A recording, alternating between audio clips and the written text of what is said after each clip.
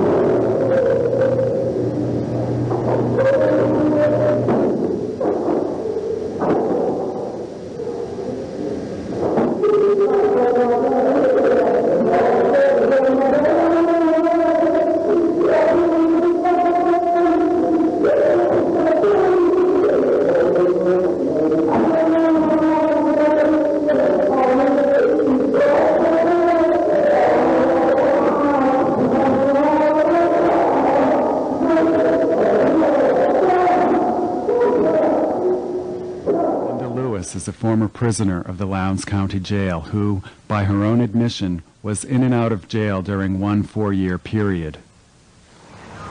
They made a believer out of me. I'm a believer. I do not want to go back. I'd rather die and go to hell or die and go to heaven, but I do not want to go back in that place. And it's freezing in there. That's the only place that's cold in the county. Medical? That's right. You could be up there with pneumonia. It's still gonna be freezing up there. You can ask for cover. You is not gonna get it. They'll tell you make do with breakfast time. You get some old watered down ass grits. Lunchtime, you get 2 damn sandwiches, which they're gonna stand to the damn door and throw them through the rails to you. If you catch them, you catch them. If you don't, you just got to pick it up and eat it if you want it. Usually the guard that come and get you for medical, this is the way she come and get you. Y'all bitches better get up if you got to go to medical. I ain't waiting right here all damn day long on y'all motherfuckers. If you wasn't in here, you wouldn't have to do all this shit. And I'll be elsewhere. I can do whatever the fuck I want to do. Y'all bitches better come on. That's where they come and get you. When I first went in and booking one time, it was this girl, Officer Sherman, might I add. She kicked the shit out of me. And the reason why she kicked me, because I went to the door and asked for a spoon. There was an old lady in there. And she said, honey, she said, why did you kick her? She said, you don't supposed to put your feet on nobody. She said, that lady's not. They give you a grievance form for an officer. You don't hear nothing. You don't hear nothing. I talked to Captain Cooper about Officer Sermon kicking me. He wrote it down on a piece of paper. I have heard nothing else. Ain't no win. Whatever they They'll beat you up, they'll beat you up, ass. and won't let you get visitation. They'll tell your people you sick. As far as sanitary napkins and all that, y'all need pads? Yeah, we need pads. They throw them to you. Just like the food. You line up in a circle, one guard stands. If you catch it, if you hit the floor, you hit the floor. What kind of like disposal they have for that? What is Ain't it no like? damn disposal. You see how I look? When you get through with it, you whatever. Ain't no damn disposal. Good question. Because at one point, there wasn't nowhere to dispose of them napkins. And somebody flushed, it was flushing theirs. The whole side, 5, 6, 7.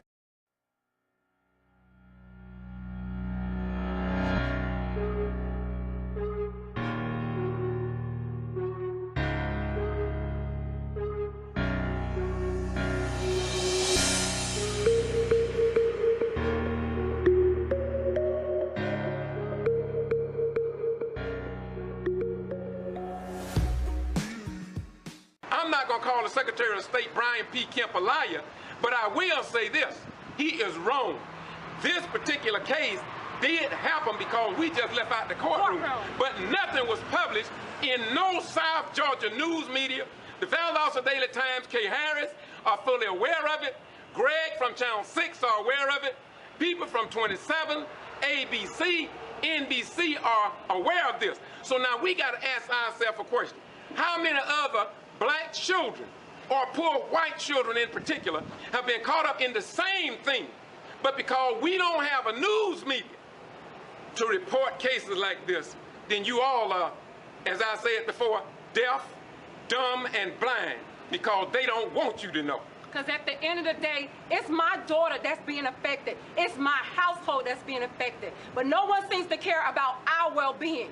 It's as if we are nothing here. And it's sad to say, because she was unjustly done wrong. And now she was being justly done wrong by the court system. Time and time again, we're being justly done wrong. Who is going to stand up? These people go to church every Sunday saying they worship Jesus Christ, the Lord and Savior, but yet they have no heart to do the right thing. What book are you picking up? I just want to know what book, because he's a God of truth. And if you feel the truth, you'll do the right thing and you'll make it known that what you have done is an injustice and it's wrong to an innocent 14-year-old who never should have went through this. She was assaulted. She was attacked. And we're going through the courts for people who don't seem to care nothing. What God you serve? If it's your white Jesus, he still say truth. Because the Jesus I know has no color. He loves all people and he does right by everybody. Get that Jesus. Because it's time out for the foolishness. You have enfranchised my family over and over again. You have hurted us tremendously. I am so broken over this. So distraught over this. I'm so tired over this. What is right is right. Do the right thing. And you people out there that have happen to watch this, start calling the governor. Start making it be known. Maybe if we get a cry out, these people will do the right thing. Because justice needs to be prevailed. One other question, my beautiful sister, I gotta ask you this. Did he show any concern whatsoever? No. Did he? Oh. Did he show any concern? Let me stand with you on this. I don't want you to stand alone on this. I told him how much this was affecting our family. He showed no concern, no remorse. He was sarcastic. He talked down about my daughter as if to think that she can't be nothing but something little belittled. How is it my child can be belittled? She did not make bad grades. She graduated. She went to the next grade level. She's making honor roll like I said to him. So now, that same child that you looking crazy like you was shocked, we're not ignorant poor blacks. Okay? So people look down to. And you got the nerve to tell us to get a lawyer. We don't need you to tell us to get that. We know we need a lawyer in this place. We know we do. And then you talk about, oh, we got good lawyers in Valdosta. Who can trust the lawyers in Valdosta? To be honest with you, it was very hard for us to make a decision because of the fact who was going to present our daughter's case, who was going to do the right thing, who was not going to be bought by this system, who was not going to be afraid to stand up and speak out against the corruption and the enfranchisement that they have placed upon us. That's what we were concerned about. We don't want nobody taking our case who's going to sit there and lay down and not do nothing. Again, this was my question. Did he show any concern to the fact that number one, your daughter didn't hit nobody. Number two, that the people who started the fight was not even hog-tied, nor handcuffed, nor nothing. Well, they were charged, right? But it seemed as if, though, from looking at what happened to your daughter, wouldn't you not say that they seemed like they made your daughter look like the aggressor when all she was doing was defending herself even under some law that you stated? Yes. Close this out by expounding on that. She was not the aggressor. She was defending herself. She was attacked by more than one child. And then he has the statement, the reason why we got resource officers in the schools for bad children. So what are you saying? All our children are bad? What determines they're bad? Their color? What determines they're bad? Because you read the statement, he read the statement, she had not been in trouble. His eyes buckled up like he was shocked and surprised. She had never been in trouble until that incident when she was attacked. He showed no remorse for what she's been going through. I had her to stand up so he could look her in the face and see how little and framed she is. And your husband gave her weight versus the officer's weight, yes. 200 and some pounds. A plus. And he also talked about how Mr. G.B.R. or somebody pulled her yes. out of the way, or and just he's like 160. Yeah, just move somebody over. Yet this deputy, who's a trained professional law enforcement officer, couldn't handle the situation without tackling her. There's a matrix. When someone escalate, you escalate. When they de-escalate, you de-escalate. The situation was de-escalate. The teacher had already had her calm, standing to the side when he tackled her. That's the facts. There was no reason for him to do that because I don't know what their mindset was. I know the matrix. That's something you learn in law enforcement. There was no justification for what he did. And then to falsify the records after you have the teacher, after you have the principal stating she did not touch anybody, that alone was evidence that this case should have been thrown out. He should have been arrested. That alone, because it proves the facts. So nothing will happen to that officer. He won't be counseled. No. He won't be reprimanded. He won't be talked to and saying. And he's able to do it again to somebody else's child. Now, if he falsified the records, that means in his mind or anybody would take that as a precedent that you can lie, you can say that you struck individual, which is a felony in the state of Georgia, that it's okay to do that. Am I correct? In other words, any child at the school. This is not the first time a teacher or someone in authority has lied on a student and said they were struck. This is not the first time. I've heard of several cases that this has happened in this city. So they're just giving them an okay stamp to say we can do this over and over again to the children. Let's add one other thing. Now, do you think the Georgia Attorney General, Sam Olsen, approves of this, number one? Or number two, do you think that the Georgia Bar Association will look at these records and will look at what Judge Ellaby did here today And do you think they could find something that they may need to look in it to make the parents get some type of confidence in a system that their children will be protected at the schools in the state of Georgia, if they look at it? If they look, they will find the truth.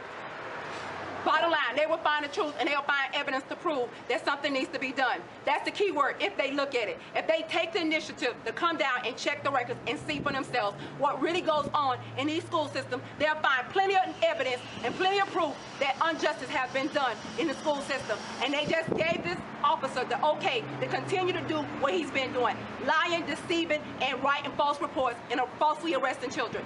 My daughter, that's what they failed to realize. My daughter is the victim. She is the victim. And I guess if you want to make it plain as day, black and white. In fact, if you have proven that, and you tried to explain to him, am I correct, that the video spoke for itself? Yes. You outlined it so beautiful. I watched it, and I'm at least of average intelligence, and military say slightly above. And I understood clearly what you said. It seemed as if though he didn't really want you to say that. No. He didn't want me to say anything about the video. He didn't actually want to put the emails in, but I kept insisting on it. I kept insisting on, look at the video. The video tells it for itself. But he refused to. His mind was made up when he first came here. He thought he was dealing with a child that had a bad, was bad in school and got into an altercation. That's his mindset, because like he said, I used to be on the juvenile justice, on the juvenile court. So your mindset is that every child is bad. Every child is not bad. Every child does not get into trouble. Unfortunately, my daughter was attacked by people she thought that were her friends. That was caused this altercation. She thought these were her friends, so there was no reason for her to be like, on guard, because she thought these girls were her friends.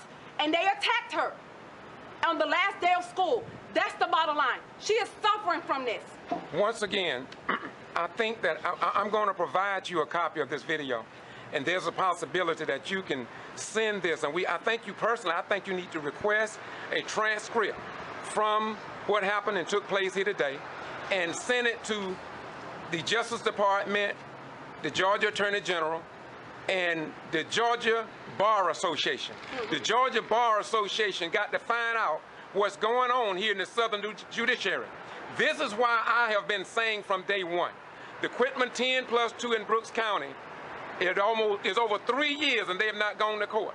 I just don't believe that you can get justice nowhere in the Southern Judiciary. Go ahead. I just want to also instate, while we're in court, because he was like, where's your lawyer? Oh, your lawyer probably did not want to be a part of this because he knew that was wrong. First of all, our lawyer did not tell us any of the such.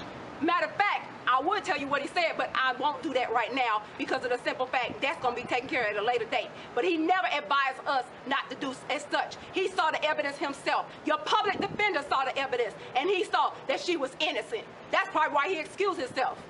And then this particular lawyer you gave me don't want to do his job. That's why we have to get our own lawyer. It is not that our lawyer, or we didn't, our lawyer said, oh, he don't want to touch that. That is not the truth. You need to stop lying on folks, and you're supposed to be a judge. That's just the bottom line. You can't make accusations, and you don't know what transpired. We know that we need a lawyer. We didn't bring the lawyer because the lawyer is representing our daughter. We didn't know that we had to use him for this particular case. We wanted the separation, to be honest with you, because we didn't want nothing that could not be used, that was used in this case, not be used in the next case. Okay, you've stated earlier, I'm so sorry it's taking so long, I wasn't planning on talking this long, but you also stated earlier, and your husband as well, that you know you got that case going on, but if I have Tim, your husband, correctly, he said that the reason why he went to the other judge, they don't know nothing about what you went through just to get that done. Yes. And enough emphasis can't be put on the fact that when you want to file a complaint,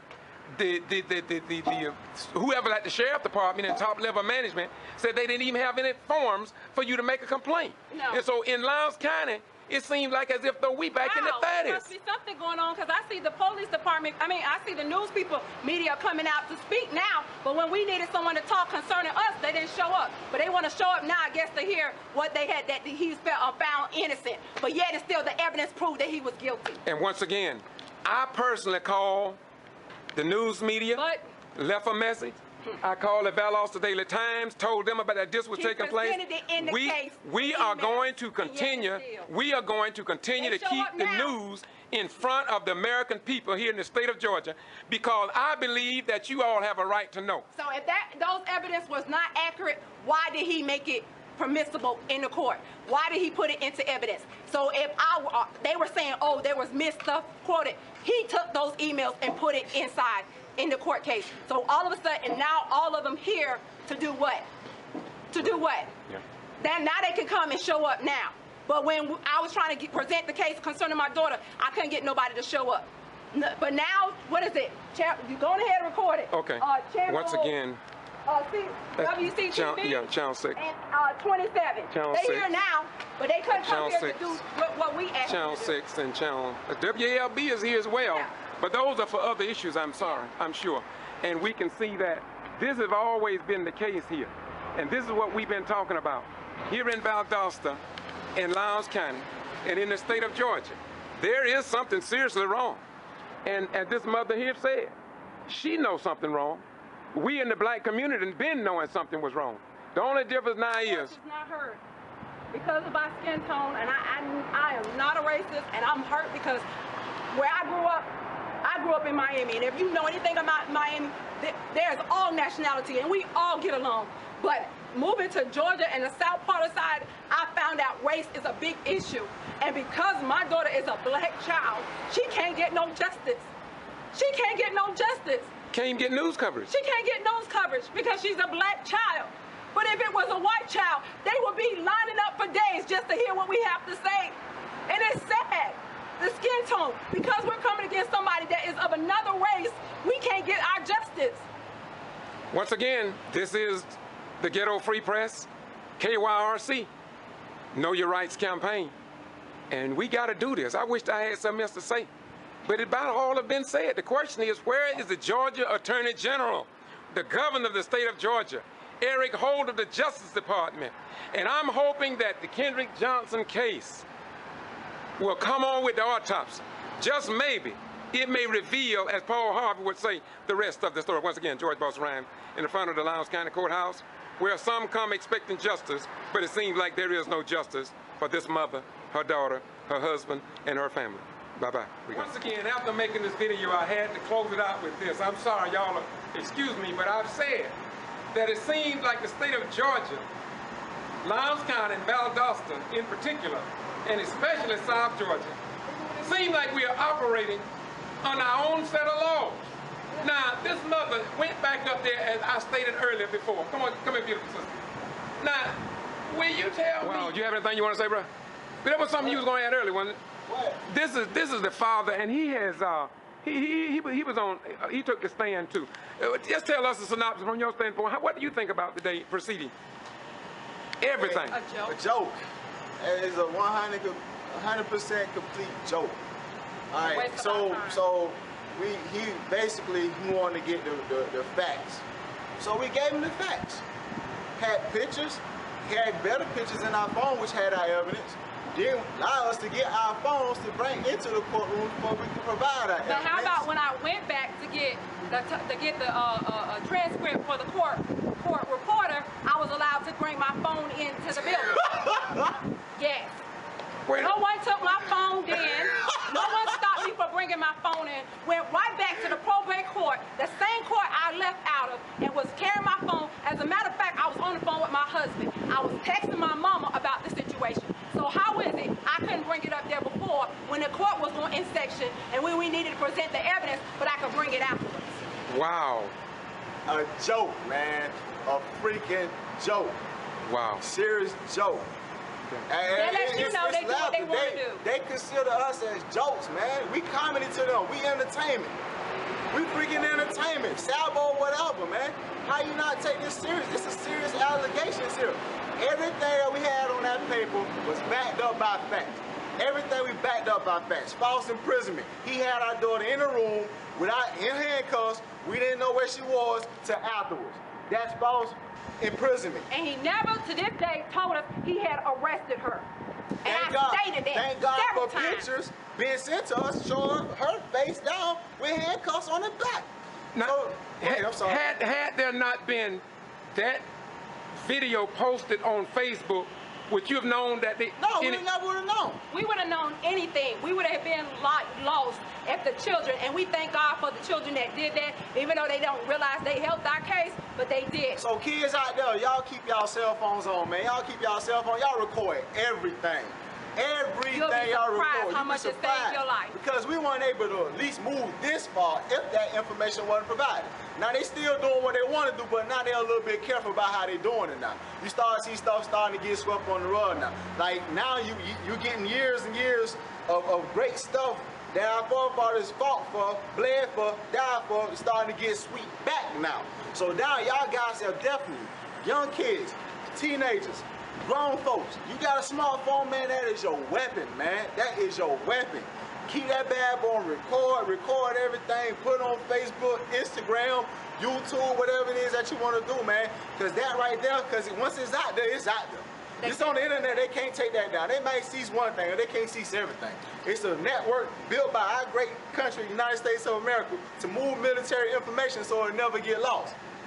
Use that to your advantage now. As a father, and I mean this, as a father, when you got a statement from the person who said your daughter hit, and it didn't happen, yet she's stuck with the felony, and they said it never happened. How do you feel about that? I mean, I'm not a mother, but to know that the people heard and saw what happened at the school, then they had enough heart to say it never happened. And yet, the Judge Ellaby seemed that maybe he bound by some Georgia law. Man, I don't know what law Judge Ellaby or LLB, female, what he going under, or what's PMSing him right now in his old age. I don't understand what this cat doing, man. He wanted evidence. We provided evidence. Everything that was on that piece of paper, law violated, we had it. So he gonna put it on the guys as he's doing his job. One other question I'm gonna ask the both of y'all. This is why I kept forgetting. Why do you think that the attorney for Atkins never asked no questions? Never asked. Why you reckon he never asked no? Was he that confident of what was gonna happen? Was he that confident, you think? Like, man, we walked in. Okay, first and foremost, we got a note from. All right, when we first filed this thing, we were supposed to go to Thomasville. She recused herself. I'm talking about Judge Adams now. She recused herself of it. She didn't want nothing to do with it. She sent to Thomasville. We getting ready for Thomasville. A few days later, maybe about a month later, we get a note saying we're going to be here in Valdosta. Less than a month later. We get a note going to be in Valdosta. On the 14th. This year is the 21st. We get a notice saying it's in Valdosta. It's at her court. We're expecting to see her. She's not there. They done put Judge Ellaby in her place. Yeah. And we know the history of Judge Ellaby. Go ahead, I'm sorry. So, okay, the note being sent out on the 14th. That ain't saying we got it on the 14th. That's when it was sent out. We didn't receive it until about 3 or 4 days later. So, thank you. So, 14, 15, 16, 17, that's what we got on the 17th. 18, 19, 20, 24. If you're giving us 4 days to work with working people with other stuff on our mind. Dealing with our daughter's case. Not to mention the time of the educators. Yeah. Yes. And now you're trying to get us to come up with a subpoena inside that time frame? Dude, you give judges lawyers 2 weeks, 3 weeks. Why I can't get the same respect in 2 weeks, 3 weeks? Then they won't let us continue the case when we said we didn't have this stuff. Yeah, that's why I finna ask you, was you shocked by not being able to get a continuance? I mean, I've been to court. I was shocked, but then I wasn't shocked, man. We weren't shocked. We weren't shocked. You expect stuff like this to go on, man. It's sad. It's sad, but we expect it from him. Man. That's his evidence, his background. Okay, this guy supposed to be somewhere else. Now you telling me y'all don't elevate this dude to have power over all of South Georgia now? But he just go court hopping wherever he please like Philly, and then they say they bring him in for special cases. We're never going to what is so special about this. Ain't nothing special about this. Guy broke a law, being a law enforcement. We're gonna bring him under suggestion of the law, but it didn't happen. It didn't happen. And am I shocked about it? No. Am I disappointed? Yeah, but I'm not shocked. I understand. We addressed this earlier, but as the father, I want to get your opinion. Because I've heard you talk about, and in fact, I'll restate it again. You made the statement that this part of this proceeding or appeal or request was for the purpose to ensure that no other student and that no other parent would go through what your daughter went through. That's why, didn't you say that? I said that. So this is a furtherance of you trying to make it better for other black African American children, for the most part, right? What I said in the courtroom, I said, sir, we wanted to at least get a complaint filed. That's why we right here right now, because we were not able to file a complaint. Once again, Lowndes County Sheriff Office does not have complaint forms against their officer. Against officer. So if you want to go file a complaint, you have to be done orally. So there's no file with that. There's no files of that. So what I wanted to do, what I told the judge, I at least want this on this man's file.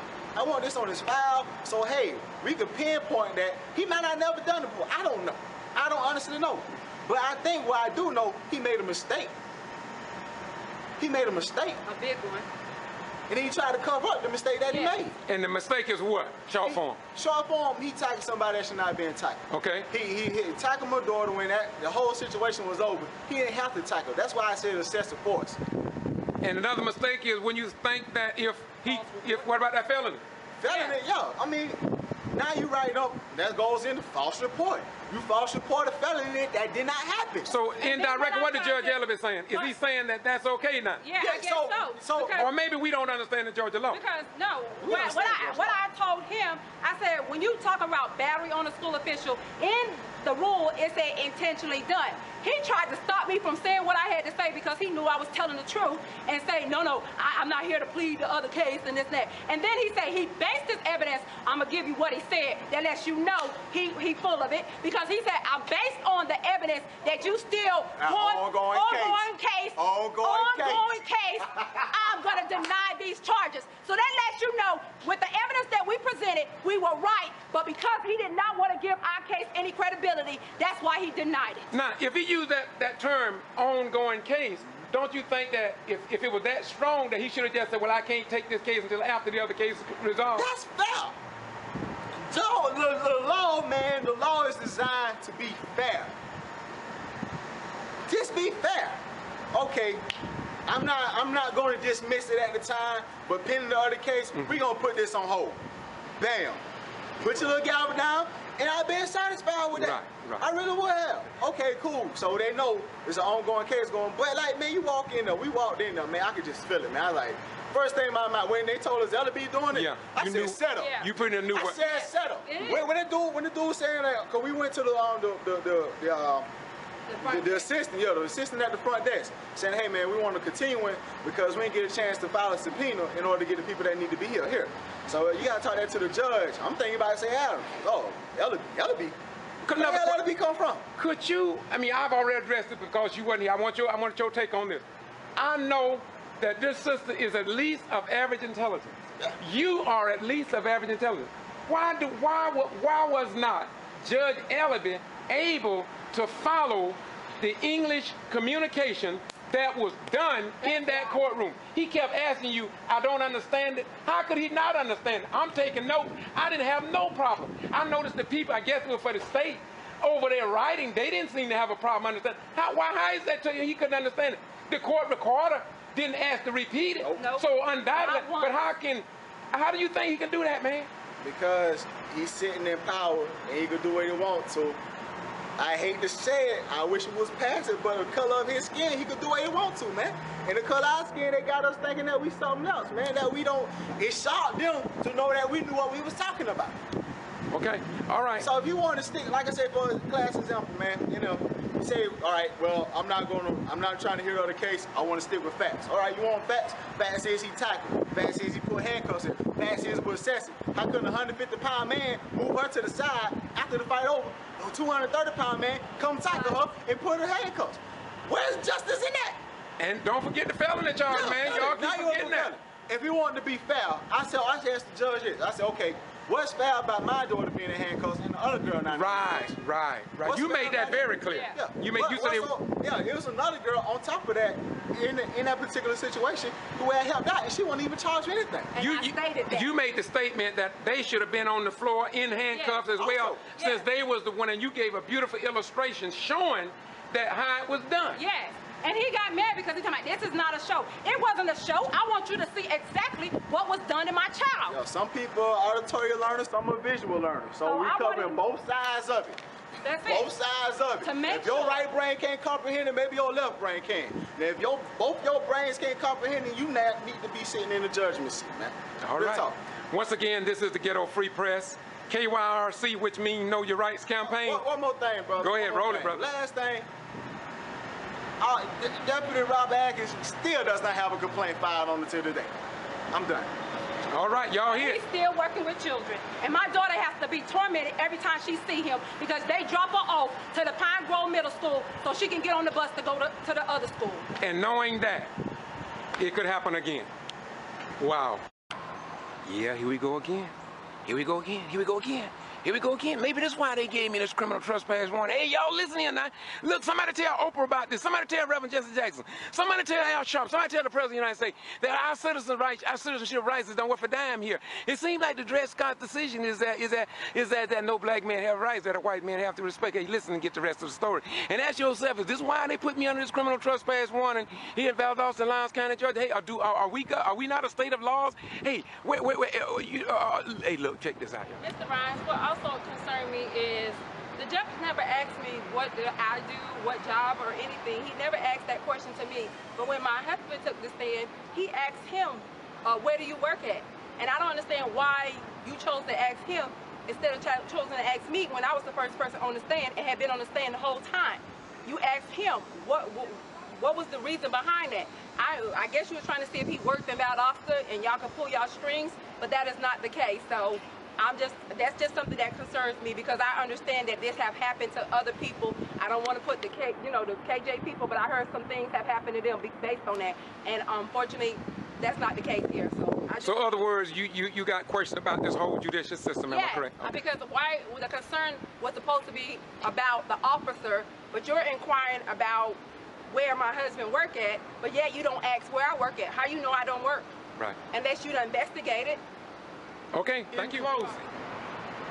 This is the Ghetto Free Press, and we want to press it in your mind once again that it seems as if though Valdosta, Lowndes County, and the state of Georgia operates under their own set of rules and guidelines. I have the mother of the 14-year-old. Please get that document. We are going to get a document that we feel that is very important. Now, I witnessed in the courtroom this morning, Judge Ellaby, the Honorable Judge Ellaby, asked the deputy's attorney to question, did he have any questions for the mother? All right, now, if Judge Ellaby asked the lawyer, did he have any questions twice for them, yet the deputy was not even in the courtroom. So how could they ask the deputy anything? That seems like something that's very strange to me. But before I comment further, the mother can tell you better because what I say may be hearsay or what have you. But she have a document here. And I want her to tell you what's on the document because it just didn't seem right to me. But then again, I'm a novice at that. What you got there? This stating that on the 21st of August 2013 at 9:30 a.m. at the courtroom for the Probate Court of Lowndes County, Georgia, 2nd floor, Lowndes Judicial Building, you are hereby notified as follows. It is imperative that you appear to present evidence as required by law. This court will entertain evidence from either you or the accused if you should appear and present witness. You may present evidence, present your own witness, and cross-examine witness against you. It is your responsibility to secure the presence of your witness. You may testify at the hearing. This court will entertain evidence from either you or the accused if he should appear and present witnesses. Okay, it says if he should, so that means he didn't really have to appear. Yes. Okay. Well, that's something that we're going to be looking into. But once again, and I'm a novice at this, but common sense would tell me, and maybe I'm wrong, I'm not an expert on the law, but if the lawyer could ask her question, why couldn't she ask the deputy? And one of the things you said, and I took note of it, what did you say there was people recording and making documentation in the back of the room. Expound on that for us, please. The state attorney happened to be in the courtroom dealing with the officer today about the charges, and she was in the back writing down notes of what was being stated in the court. I don't understand what that has to do with her coming in when it wasn't dealing with my child. I guess to gain evidence. I don't understand why she was there in the first place, because it wasn't pertaining to my child. It was pertaining to the officer and what the officer didn't do, and how he did not do his job, and how he falsely wrote a statement, and how he falsely arrested her. And so I don't know what she was there for. There was two people taking notes, and I watched. They took very thorough notes. You think maybe they're going to use that for your case, or what do you think? Like in terms maybe what you said or what? Yes, I think they're going to try to use it to the case. But here's the thing. I have not changed what I said from the beginning. So everything I've stated is still going to be the same thing. One thing about it, my daddy used to tell us when we were growing up, the truth, no matter how long or how many years later, it's going to be just what it is, the truth. It won't falter, it won't change, because it's the truth. And that's the difference. That I really think that's why the deputy wasn't in there, because he had said several statements and he couldn't be able to recalculate what he had to say. And so my thing is, it's not fair, because we didn't get an opportunity to cross-examine him as his lawyers were allowed to cross-examine us if he had any questions. But we didn't get an opportunity to cross-examine anybody to point out the facts that the things that he stated to us. So I'm still concerned about why justice did not prevail in the courthouse, and I'm still amazed that although this was supposed to be sent to the Superior Court, and then on the 14th we get they sent out a letter for us stating that it's going to be in Judge Terry Adams' office, at the probate court, and she does not show up. We don't find out who the judge is until we come in trying to get it to continue. We find out that Judge Ellaby is presiding over the case, and Judge Ellaby was retired. So, well, not only that, I made special note of the fact that he put in his record that he didn't know nothing about this case. He said that 2 or 3 times. Yes, he did. Because he was just sitting in for it. So there's a possibility even that might have been, it all seemed pre-planned to me too. Yes. But give us any closing remarks you have. Because here's the thing, even what you were saying about him saying he don't know the case.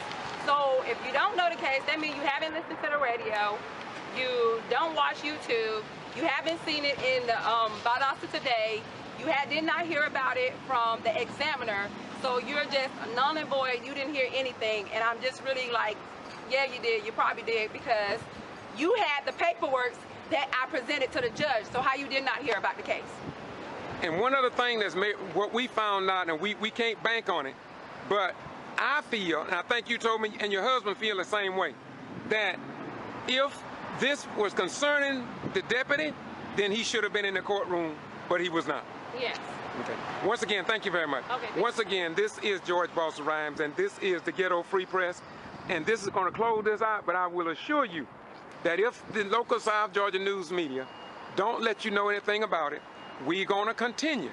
Because I really believe, as a United States Armed Forces retired military veteran, that the people in South Georgia have a right to know what takes place at public meetings and in their community.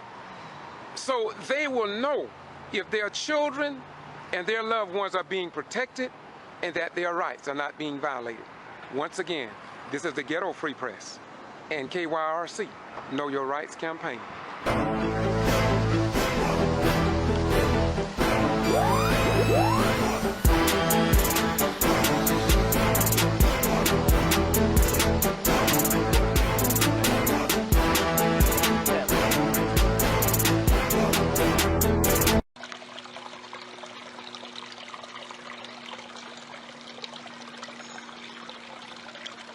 This is kvci.blogspot.com.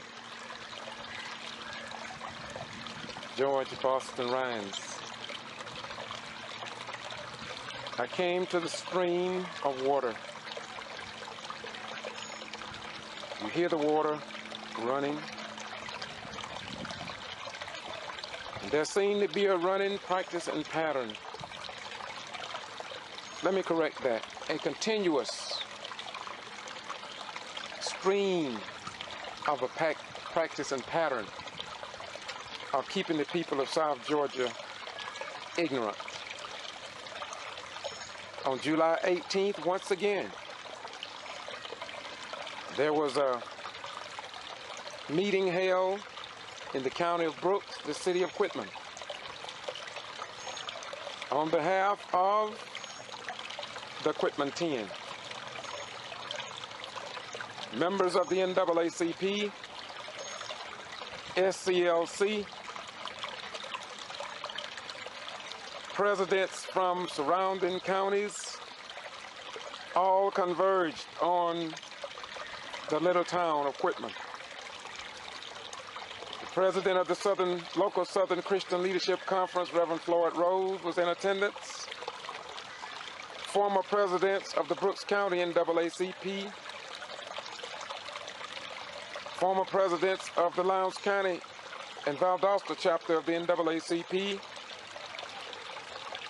local ministers, business owners, reverends, pastors, ministers, children, and educators, all assembled in one place, under one roof, at Graham Chapel, in support of the Quitman 10 and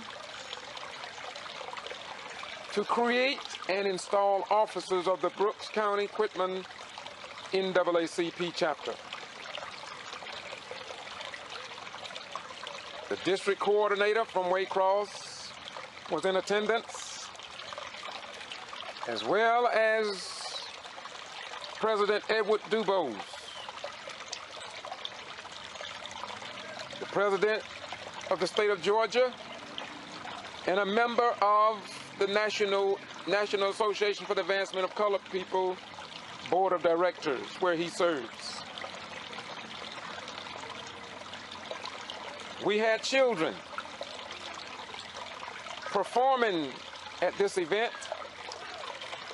We had one young man to come in chains as if though he was in prison. And it was a beautiful occasion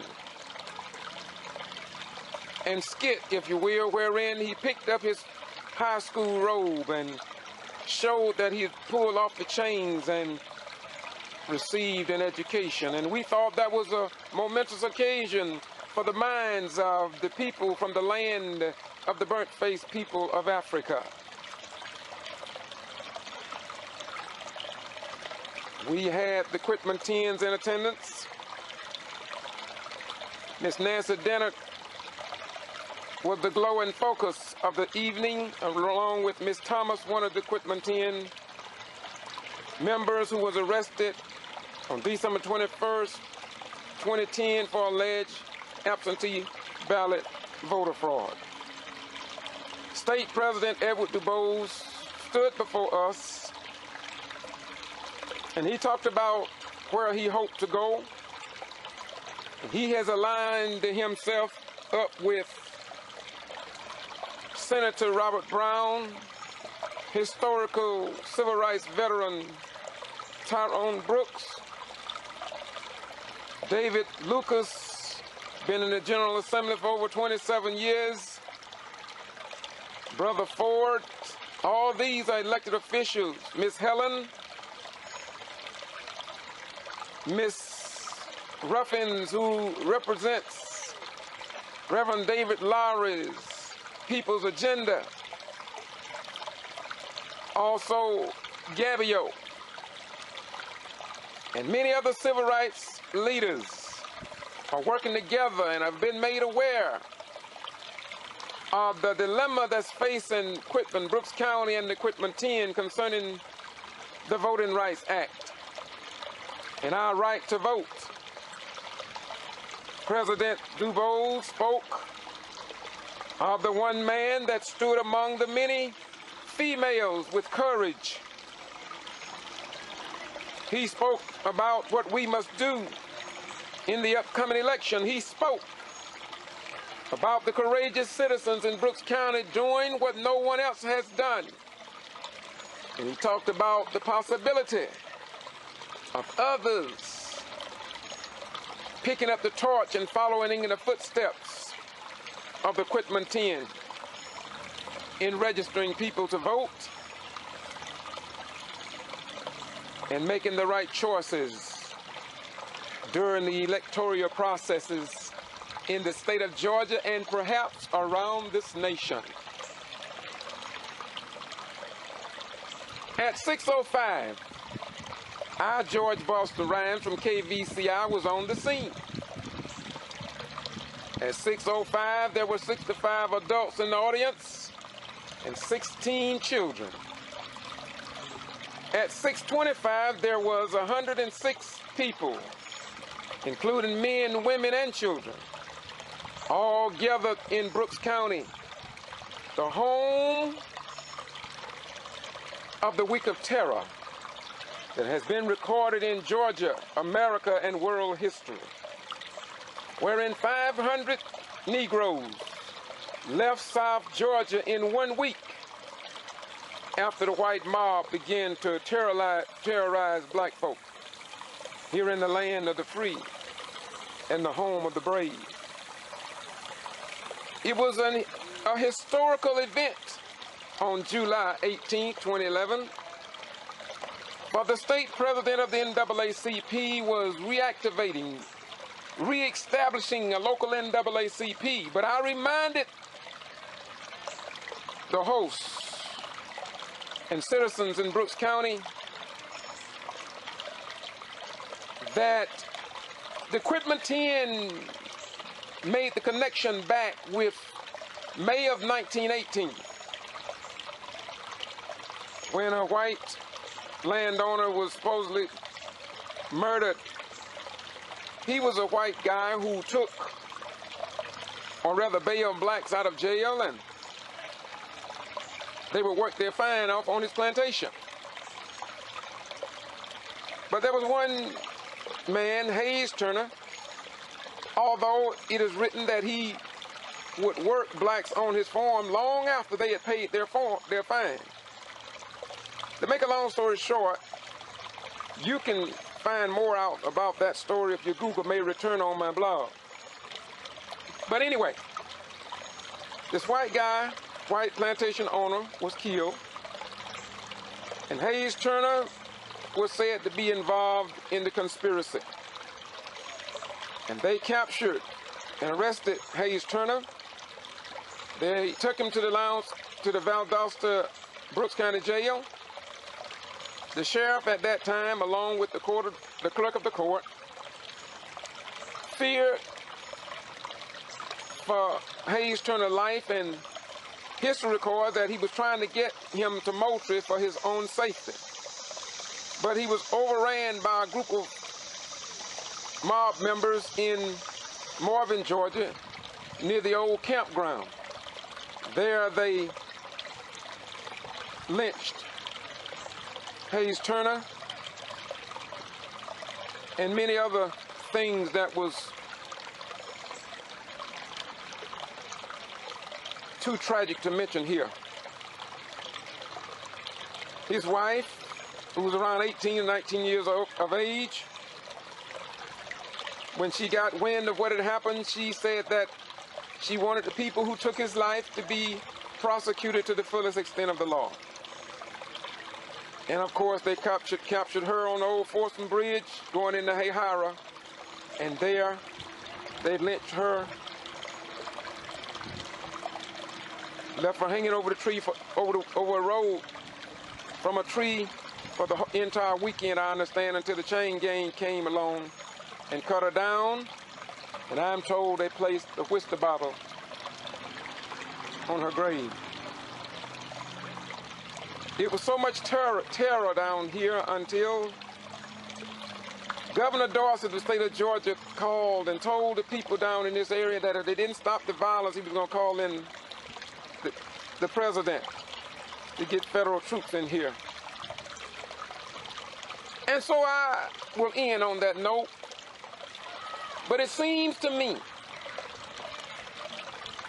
when the state president came in, he connected back with May 18 when Walter White An investigator for the NAACP from the Crisis magazine broke the story about the Week of Terror, and it is in the New York Times and many newspapers across the nation. Don't nobody want to talk about that much now. You know, the other night is like the other rally we had at Walker Street Auditorium with nearly 200 concerned black and white right people in attendance. Not one news media outlet reported the story. And on July 18th, not one news. I'm in the city of Valdosta, Georgia, in the county of Lowndes, and in the state of Georgia. You know, because I have produced so many videos and blogs concerning the South Georgia news media outlet. I was in Augusta yesterday, and I just found out that there was a news conference call here in Valdosta, Georgia, and the news media did not show up. I just want to say short form that sooner or later, Valdosta, Lowndes County, and South Georgia in general will have a news media, a television station and radio that will cover the news and that will move away from the old 1860 charter mentality that I have brought to you over and over again. The 1860 charter was a charter that was displayed in Valdosta City Hall that led into Judge Edwards' courtroom. That 1860 charter read, and I quote, that the mayor and council shall pass all proper and necessary laws and ordinances for the control of slaves and free persons of color, and to control, suppress, and abate all nuisances arising from hogs, dogs, horses, and other livestock, straying at large in Valdosta and for other causes. That charter was reluctantly removed by a vote down racial lines in 2004. Yet we see that that mentality to suppress, control, and abate is alive and well in 2013. Not only in Valdosta, but in Brooks County, in North Florida, we see that our sons and daughters are really being used in the armed forces to fight for the rights of foreigners while their rights are being ignored, suppressed, and done away with.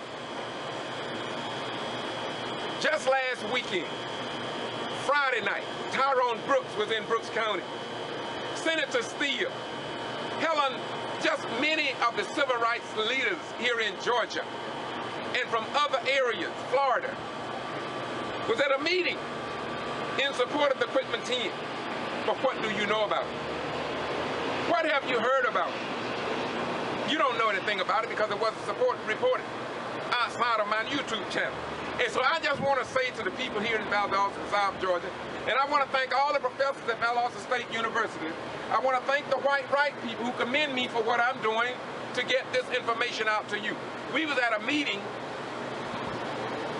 at City Annex. My name came up, not by black people, not by civil rights leaders, but by everyday white people who thanked me for what I'm doing, and that is to educate the people on what's going on in their beloved community. And so we must understand that whatever happens now, we have no control over it. But we do know that Georgia Attorney General, let me repeat, Georgia Attorney General, in his pamphlet that I have and studied well, wants open government, want the sunshine laws of Georgia respected. They believe that the citizens in Valdosta, Georgia, home of Moody Air Force Base, Wiregrass Technical College, Kindaloo Golf Course, Francis Lake Golf Course, Wild Adventures Theme Park, Georgia Military College, and so many other beautiful, outstanding institutions of learning needs information. If we are going to look for people from Omaha, Nebraska, Augusta, Texas, or even Ireland to come and attend Valdosta State University or Georgia Wiregrass Technical College, these children and parents must have the truth about what's going on in their communities so they will feel comfortable by sending their children here in our beloved community. No one wants to send their children to a community or a city wherein they don't have anybody to report the news fairly and equally. Valdosta City Council meet at public meetings. They do a prelude and an afterburner after each meeting on a conservative radio station, 105.9 and 92.1 FM. And we commend the radio stations. I commend them. It's not about the radio station's owners, Black Crow Media. I'm not talking about them. I'm talking about the people that we vote into office who only want conservatives notified and will not do the same thing to all of the other radio stations. That's my concern. And that's the concern of professors at Valdosta State University and all other Georgians of average intelligence. The county commissioners meeting, they go to the same radio station, do a prelude and an afterburner to let the people know fully what's going on in the community, but the majority of people in the city does not know what the heck going on because it's not being reported. Valdosta City School System had 3 meetings just a few weeks ago. Absolutely nothing that concerned the Black African American people and children and students were given to them through a dissemination of the news by our news media whiteout machine. And it's not a Black issue. It's not my issue. It's an issue that should concern everybody of average intelligence, and more so, listen, more so, the Georgia Attorney General, Jack Kingston, and others, Tim Golden and Amy Carter, all should be concerned about educating the general public on what goes on at public meetings in the state of Georgia. There is no need of trying to white out the fact that the president of the SCLC, an organization that Dr. King worked under and out of all of his life for the betterment of man and mankind. Reverend Rose spoke, but the South Georgia news media ignored every word that he said for the most part. So that means it's like a tree falling in the forest. It's like a tree falling in the forest. Listen, listen please. His words and the words of Minister John Robinson and the words from George Boston Rhymes was as if though a tree fell in the forest, and then they gonna turn around and tell us that the forest don't even exist. They gonna tell us, make Valdosta, the people at Moody Air Force Base, the people at Kinderloo, the people at 10 Wild Adventures Theme Park, the people in Francis Lake, the people at Georgia Military College, the people at Wiregrass Technical College, and just everyday lawyers and doctors and people who don't attend these, they want them to think that the forest don't even exist and that no tree fell. Yet we who was at the meeting, we all sit around in amazement and ask the question, what did they report from the last meeting? And we look at each other and say, nothing. And there are people who say, are you surprised that the South Georgia newspapers, television, and radio ignores this information? Most of us are not. But we just believe that if America's Georgia could have 6 to 7 newspapers or 5 to 8 newspapers, and Valdosta, a metro city, only have 1 newspaper, just 1, and it is so extremely and disgracefully partisan until it don't even make sense. We have television stations and radio stations all seem to be in lockdown and in agreement with the old 1860 charter mentality to control, suppress, and abate. So how could the people here in South Georgia ever know who to vote for by the work that they did? Now, Reverend Rhodes, the only minister, I'm going to repeat, Reverend Floyd E. Rose, the only minister in South Georgia, black, white, German, Jew, etc., Christian, Muslim, Jew, Hindu, you or other. He is the only minister right now, outside of John Robinson and myself and a few others, who will stand up on his shoes, but they can tell you all about Jesus of Nazareth, or Muhammad, and Master Farad Muhammad, the man that taught Elijah Muhammad. Or they can tell you about Imhotep, or King Khufu, the builder of the first pyramid. Or they can tell you about Catholicism. But when it comes down to telling the everyday people that something is wrong in Valdosta and need to be corrected, let me repeat, that something is wrong in Valdosta and need to be corrected. Can you imagine at the library, South Georgia Regional Library, they put the news media, WCTV, Channel 10, Channel 27, and anybody else that want to record the meetings at the public library got to get in an 8-by-foot long, 4 feet square, oblong square to record that public meeting. At the county commissioners meeting, at the Lowndes County commissioners meeting,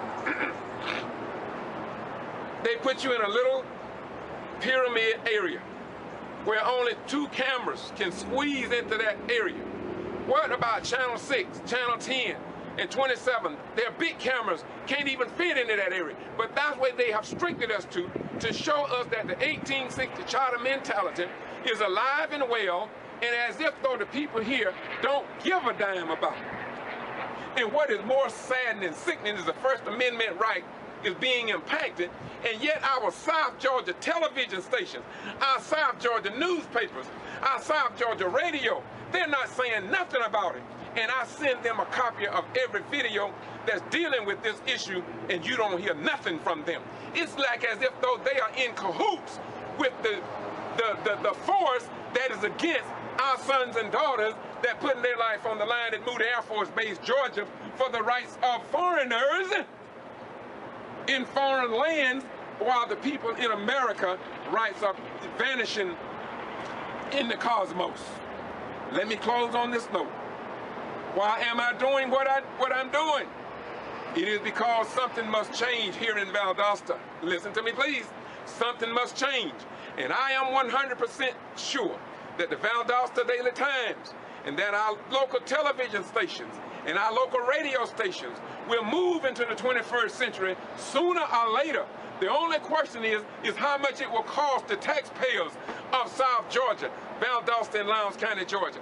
And I want to leave you with this note. How can the followers of Jesus, how can the followers of Muhammad, how can the followers of the son of Amram and Yoshabel Moses continue to go down this path while their rights are being dissolved right before their eyes?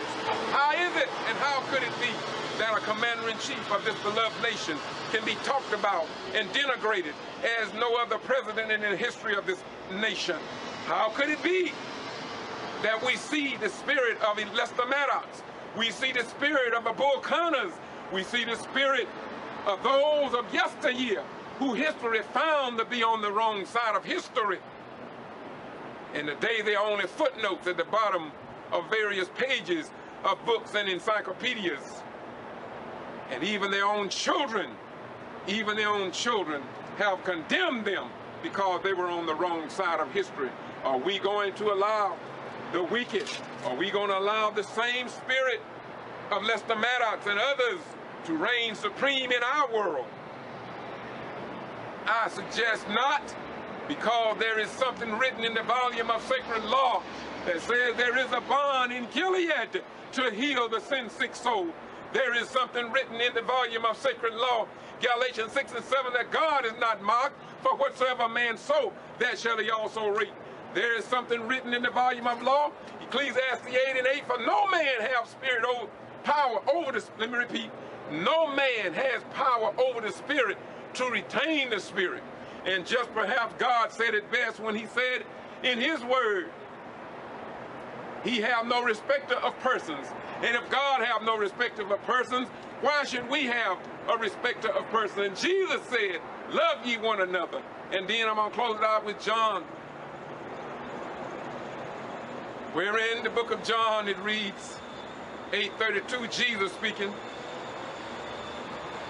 and ye shall know the truth, that the truth shall set and make you free. And if you are not free to have your news and your stories told, then somebody have lied to you in the name of truth if they tell you you are free. If you know that your community have had 31 jail deaths, and nobody's saying nothing about it, the television station, the newspaper, the radio not talking about it. These are human beings. These are not people in Afghanistan, Iraq, Kuwait. These are people in the United States of America that lost their life. The women right now that go to jail, in the old jail, say they're living in inhumane condition, but who cares about that? What would Jesus do if Jesus was here? Why am I doing what I'm doing? I'm doing what I do because I believe in the God you dip in and around. I don't dip. And there are others who do not dip. And so we who refuse to dip from the bitter cup must stand strong and understand we must not duplicate, imitate, and placate Jesus, Martin Luther King, or any other of the great leaders. If we are not going to be with Jesus, we should tell the world, as Jesus told the Jews when they talked about their father, Abraham. Jesus told them that if you was of the work of Abraham, then you would do the works of Abraham. And if you can only go to church on Sunday and holler hallelujah and hallelujah, hallelujah and hallelujah, hallelujah and hallelujah, if that's all we can say, then we might as well take off our suits, take off our robes, and let's go home and drink liquor, take crack, sell drugs, lie to the people, show favoritism, don't put in the black pictures in Valdosta City Hall. Keep it lily white except for the pictures of the Tuskegee Airmen. No ancient buildings of the 1800s and the 1900s of anybody in the black community on the first floor of Valdosta City Hall in a city that is a majority black. A school system, 70% black. Need to be a change. And I'm 100% changed in my mindset. I'm changed in my mindset to know that the God of my forebears were right. They were right in that there is a balm in Gilead to heal the sin-sick soul, and that our suffering and our sojourn into this country aboard a slave ship called Jesus in the year 1555, captained by a white European slave owner named Sir John Hawkins. It was by divine destiny that God ordained this to happen. And so we are all here to help build a better America, not just for white folk, not just for black folk, but for everybody. For we are all precious in God's sight. We can't get around that. We cannot get around that God loves all of us. God don't care no more about a black man than a white man, than a Jew, than a Gentile, than a Protestant, than a Catholic, than a Muslim. He loves all of us. And it's unconditional love. And this is why his love is seen in the sun. He don't let his sun just shine on black folk. He don't let his water be drinkable just by Japanese. He don't let his earth serve just the black people. He don't just let Christians enjoy his oxygen. He don't just let the rivers flow in the Latino community. He don't let the interstate run through just the Italians community, but he let it flow all over the planet Earth because he loves all of us. And if he loves us, then we should also love one another.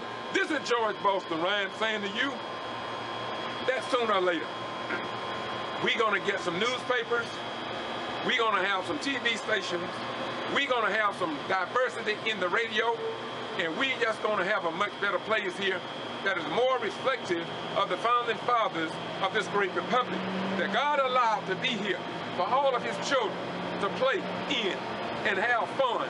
Not to play games that is accustomed, but play together in doing what is right and that which reflects the righteousness of the divine source, which is of God Almighty. Once again, I'm George Foster Rhymes. This is KBCI, which means keeping Valdosta citizens informed, because I got sick and tired of the news media here in South Georgia squashing the news and not reporting. All you have to do is Google Valdosta Whiteout News. I got a blog. I started blogging in the 90s, and I got all of them. I got items and things that were omitted from the news. And I close on this note. God is not mocked, but whatsoever a man sow, that shall he also reap. And if God had no respect of persons, then why should we? Bye-bye. We gone.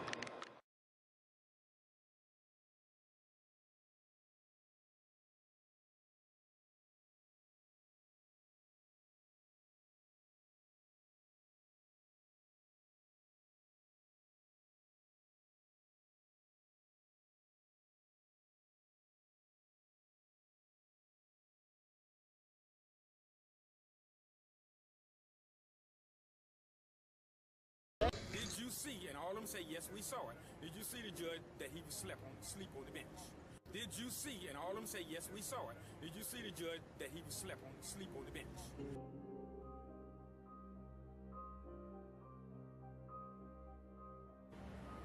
Greetings. State your name, please. Bobby Worthy. What organization? I'm Bobby Worthy. I'm national president for the Justice League United. I'm the Minister of Law and Justice for the New Black Panther Party, and I'm also a national board member for the National Black Man's Movement, chaired by Attorney Malik Zulu Shabazz. You also came from Waycross, Georgia, right? Yes, I did. What interest do you have in the Kendrick Johnson case, this lawsuit with them, finalizing the allegations against the family? Well, the thing is, I have interest against injustice, and I think it's all racially biased, racially motivated. I actually believe that it is strictly out of retaliation against the Kendrick Johnson family for standing up against injustice, better yet, the assassination and murder of their son. But the judge was inattentive when he went to sleep not once, not twice, but 3 times and one time at the end. And I also notify all the other news teams that were him. Did you see, and all of them say, yes, we saw it. Did you see the judge that he was sleep on the bench? They say, yes, we did. Whether they're going to air that or not, well, we know the ghetto free press going to air it. Johnson family got to be the strongest family in this country. What's your name? My name is Reverend Larry D. O'Hara. What's your position or what title you carry? I'm the, well, I carry many titles, but as far as the NAACP, I'm the assistant president of the Waycross branch. Are you a minister of the gospel? Yes, I am. All right, what do you think about what happened today? Even the judge sitting up there asleep from time to time. You saw him sleep too? Yes, and when he wake up, then somebody holler an objection, and he don't know what the objection is. So then he turns around and asks, after the guy called the objection, you speak his piece, then he turn around and asks Mr. King, and Mr. King just blurted out. He just go ahead on and beat every avenue that they came across today. They got whooped today. What's your name? My name is Reverend Jeffrey Benoit. I'm the president of the Clayton Henry chapter of the National Action Network and a candidate for the 2016 State Representative, District 76, which covers the Conley, Fairview, Stockbridge, Forest Park, Rex and Morrow in Rex, Georgia. Because you call it National Action Network. Who's the founder of that organization? The founder is Reverend Al Sharpton, who founded the National Action Network in 1991, so this is our 25th year. Yes, Bobby, what did you say that you saw the judge doing in the courtroom today? Sleeping. What did you say you saw him doing? Sleeping. Did you see him? Oh, he was not, and at least 3 times that counted. I heard several other people, I want to be on camera, that you all saw that. Now, how can you really, wait a minute. You was over, did you come to equipment with equipment 10+2 and Representative Tyrone Brooks as well? I sure did. Yeah, you all came for that. So, what is happening across the state of Georgia? I mean, short form, Bobby, short form. What's happening across the state briefly? Lack of education, lack of knowledge, lack of responsibility on the parents' part down to the youth. Because we in this country, we follow the characteristics of our leader. Now, United States of America is a powerful country. We are a powerful country. Our leaders may be a bunch of racists, a bunch of liars, but they ain't no cowards. And just as in the church, if your pastors, leaders of your churches, and this man, leaders of their churches, and they standing up. So the flock behind them got to be many. You know what I'm saying? So the thing is, if the leaders of your organization and church meetings are coward, we gonna follow the characteristics of our leaders. So if your leaders over you are cowards, then the flock that follow them gonna be coward as well. And I also notify all the other news teams that were him. Did you see? And all of them say, yes, we saw it. Did you see the judge that he was sleep on the bench? They say, yes, we did. Whether they gonna air that or not, but we know the ghetto free press gonna air.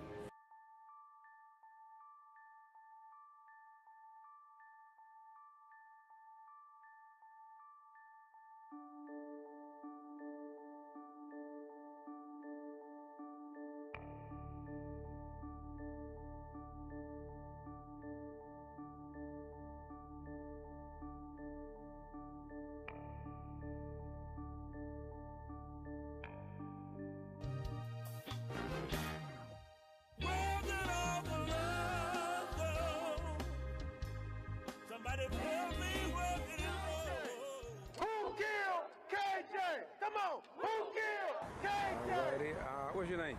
Bobby Worthy. What's going on here today again, brother? We're here today again to continue the Kendrick Johnson case, the attorney fees, outstanding attorney fees. I think the judge has been a little bit more better. He did go to sleep a few times, but at least this time he did some things that I think he was kind of fair today. I think he was way better a whole lot better than what he was doing. It seems like he's dropping a lot of attorney fees, doesn't it? Yeah, they're definitely not going to get what they thought they was. Well, he did that this morning. Before you got here, he was doing it, and it seems as if, though, there's something strange in this case altogether. But it's very interesting. Things was kind of slow. But this morning, I didn't see him sleeping that much this morning, but Jackie said she got him, he was sleeping this morning as well. But this afternoon, he just couldn't keep his eyes open.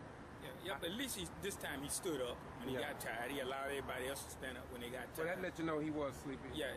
But don't you think that if he have some breaks, it would eliminate some of this? He don't have no breaks. Yeah, I think it would be have a couple more breaks. I still think they're trying to kind of rush this to get it over with. Because I guess it's maybe boring to them, but it definitely ain't boring to the Johnson family. They have to pay out some attorney fees. And notice that he did say, they don't say that I have to give attorney fees. They say I may give attorney fees. You know what I'm saying? That he did speak on that and everything. Only thing that I didn't allow is I see him still allowing the defense attorneys to do whatever they want in the court. Like when the attorney was arguing back and forth, raising his voice at King, the judge should have stepped in and stopped that. I see that a lot. Yeah, Why, you think they're too close? Or maybe they're friends or something? Maybe friends or something, but he should not allow that. He should intervene as the judge. Either he don't care, he was just tired and didn't realize what was going on and intended to. And but he should have immediately stopped there. Oh, wait a minute, you just answered the question. He did at one point say, all you do is just answer the question. He said that to Attorney Talley, right? Yeah. So where you gonna be back tomorrow? Oh yeah, I'm gonna be right here. I won't be late this time. Thank you very much. Thank you. It's October the 3rd, 2016, and the KJ case of the family paying attorney fees is in session, and this closes out the first day of this week.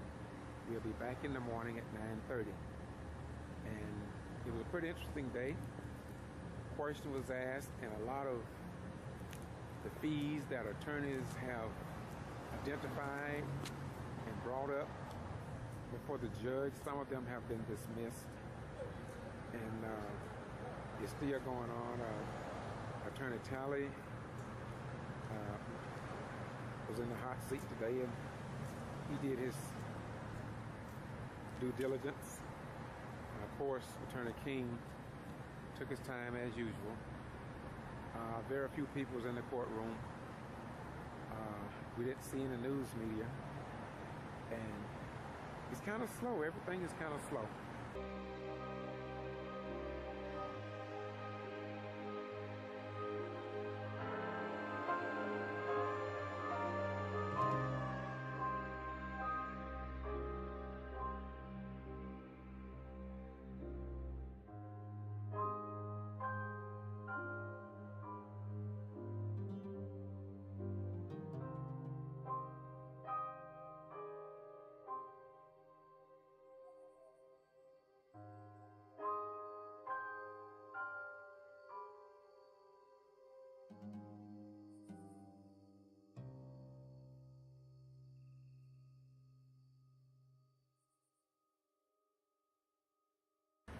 Greetings. Today is another strange day in the courtroom here in Valdosta, Lowndes County, Georgia, in the KJ family paying possibly the attorney fees for dealing with the death of their son. To skip right along, I don't want to go into too much of what you already know, but today the court proceedings dealing with Judge Richard Porter, in my most humble opinion, took a turn for the worse. And I'm sorry that I should have to say this. I don't like saying this, but I'm going to say it. Shaveen King at one point paused, mentioned to the judge that he had a possible ailment starting Sunday, but he came to court anyway. And he mentioned to the judge that his wife is a physician and that whatever his problems are, I'm not even going to put it on here because I don't want to. But whatever condition he had, I guess his wife, they was trying to resolve it by taking medicine or pills. But he had a scheduled appointment for tomorrow at 9 o'clock, I think it was, and the judge pretty near told him that you could have told me about this earlier in the week. I had just heard Shaveen King state that he didn't know about whether he was going to do this or not. He stated it twice, but the judge came back and said it again. You should have told me earlier. Well, he went further to say, the judge said, I am willing to stay late this evening, and will you complete Attorney Edwards' questioning? Shaveen King, in the final analysis, said, I'll do all I can, but if you know Shaveen, he don't get in a hurry because he want to represent his clients. And so, Shaveen King, once again, I think that he was very distraught. It hurt my heart to know that King was serious about whatever his conditions are. The judge even made a statement that he too have this same type of problem. But he said, but you should have taken care of it or let me know about it earlier. So the short form was, before we went to lunch, the judge was saying that he was not going to make any arrangements. And I watched Shaveen King stand in the courtroom, and he paused there. He didn't get rude with the judge, but it got pretty pointed. And so I didn't agree with ignoring a person with a medical condition like that, but be that as it may. Be that as it may. The bottom line is that I wish that more people from the city of Valdosta, I wish that the news media could have been here, the mainstream news media had been here. We was here Monday, Tuesday, and today is Wednesday. And it seemed as if though this segment or part of the KJ case is unimportant. It's like people in Valdosta do not want to know what is going on in acquiring these attorney fees and whether the family should pay them or not. But be that as it may, I want to thank God for Kendrick Johnson's parents and those surrounding him that are willing to come and sit in the courtroom, because it often looked like it's just about their son.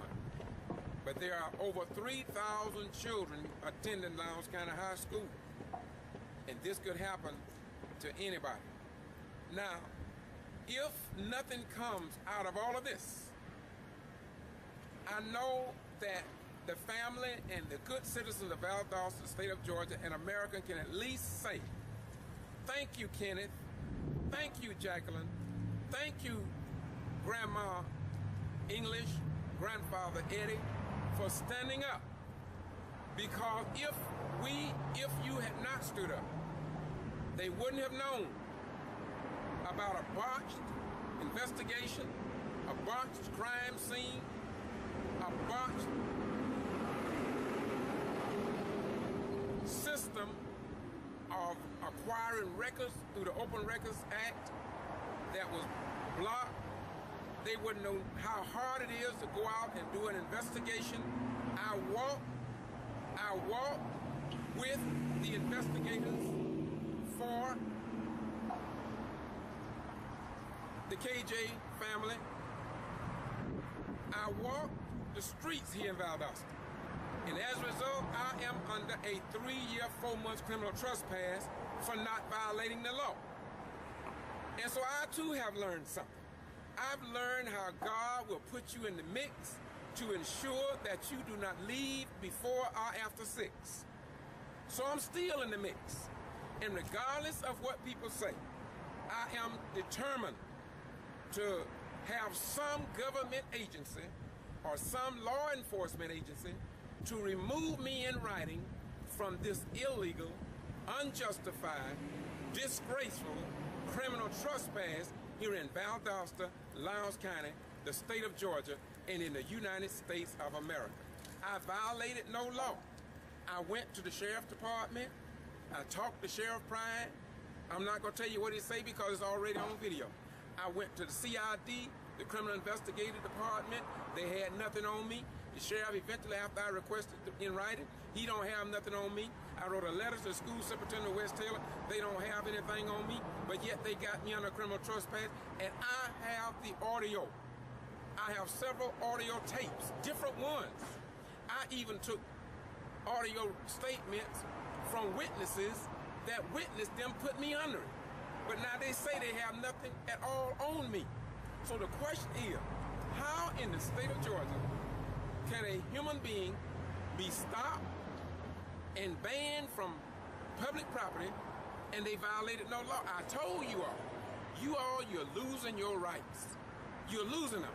But some of you don't seem to care, and some of you thank God gonna work it out and you don't have to do nothing for yourself. Let me close out. When we came back after lunch, Judge Richard Porter said to Trevine King, I have reconsidered, and I will not have court tomorrow. That was right after lunch. And I said to myself, I'm glad you redeemed yourself. Because I'm going to be honest with you, I was going to be pretty hard on this video, but I cut a little slack now, because this is what he should have done in the first place. Now, I'm not a judge, and it's amazing how these white lawyers seem to have superiority. They seem like they all are friends. They seem like they're in a clique and among the slicks. Now, I know I shouldn't say that. I don't feel comfortable in saying that. But they feel comfortable in showing that in the courtroom. Everybody is looking at these attorneys, looking at their friendship or relationship with the judge. Only God knows how this thing could turn out if there was a jury trial and the jury see this like brothers from the same lodge or brothers from the same church. It just don't look good in the eyes of the public. I've had people to come and tell me about it, but I'm telling you about it because you have a right to know. Now let me close. As I say, I went to the sheriff's department, I went to the criminal investigative department, I went to the probate judge, I went to Superior Court, District Attorney David Miller's office. I left there. Then I went to the the federal courts, and they ran my name. They said, there's nothing on you. And at each level of law enforcement and government, you know what they said to me? How could they do that? Then, when I went to the Justice Department in Atlanta, and when I told them what Reverend Robinson said, that superintendent told him, and we got it recorded, we got it recorded, we got him recorded. We got it recorded, and it's already on YouTube, because we want you to know the truth, because you cannot become free until truth comes. And so what we did, I talked to somebody, Justice Department in Atlanta, and when they said they were working something on me, and that they found something in my record, and I told them there ain't a damn thing in my record but what they want to put in my record. Ain't no drugs in my car, but those that they may plant on me in the future. So I want y'all to get ready for that. So if something happened, you'll be ready to do what must be done to show the wickedness, of this democratic system here in Valdosta, Lowndes County, the state of Georgia, and in the United States of America. But don't threaten and don't worry about what's happening, because in the end, truth, right, and justice will win. One more. I even went to the Department of Justice with this. Eric Holder of the Department of Justice. I have also gone to other areas. I'm getting ready to write the United Nations, because here I am. I violated no law, but I served this country for 21 years. So now, I'll leave you by saying this. Where's the news media? Why is it that when problems and situations arise in the black community, there's no news media? Why, wait a minute, I heard that. I heard you thinking. You thinking that I'm just acting.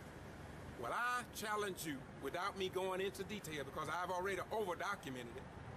Lula Smart in Brooks County, one of the Quitman 10+2, had a 19-day court case dealing with voter rights and violating voting laws, which all 119 to 200 violations was dropped by the state of Georgia.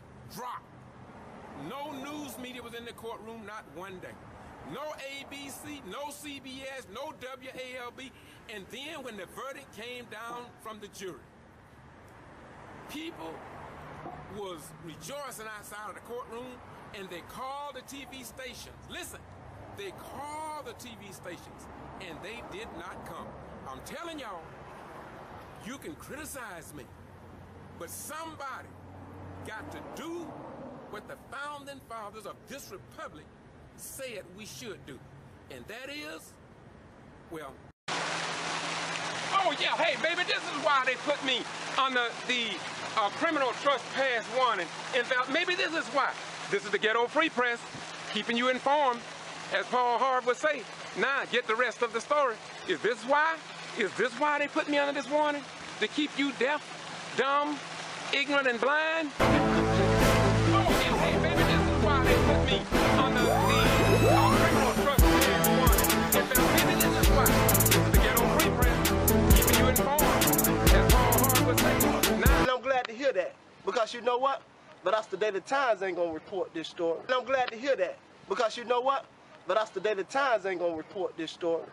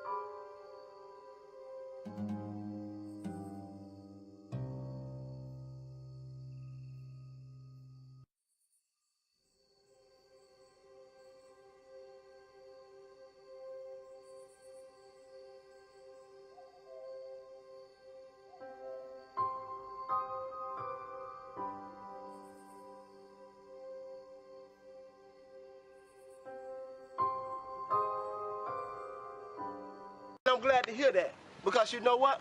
But us the Daily Times ain't gonna report this story. And I'm glad to hear that, because you know what? But us the Daily Times ain't gonna report this story. Oh yeah, hey baby, this is why they put me on the criminal trespass warning. In fact, maybe this is why. This is the Ghetto Free Press, keeping you informed. As Paul Harv would say, now get the rest of the story. Is this why? Is this why they put me under this warning? To keep you deaf, dumb, ignorant, and blind? Oh yeah, hey baby, this is why they put me under the criminal trespass warning. In fact, maybe this is why. And I'm glad to hear that, because you know what? But us the Daily Times ain't gonna report this story. Oh yeah, hey baby, this is why they put me under the criminal trespass warning. In fact, maybe this is why. This is the Ghetto Free Press, keeping you informed. As Paul Harv would say, now get the rest of the story. Is this why? Is this why they put me under this warning? To keep you deaf, dumb, ignorant, and blind? Oh yeah, hey baby, this is why they put me under the criminal trespass warning. In fact, maybe this is why.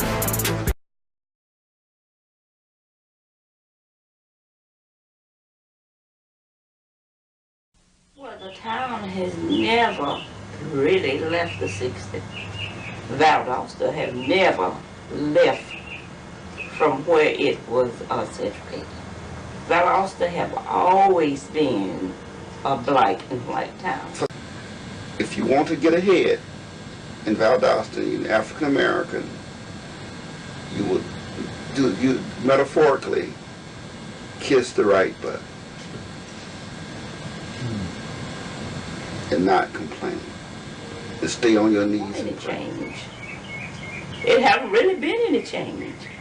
You do what you do over there and don't bother nobody or don't make no fuss, and it's all right. Well, the town has never really left the 60s. Valdosta have never left from where it was segregated. Valdosta have always been a black and white town.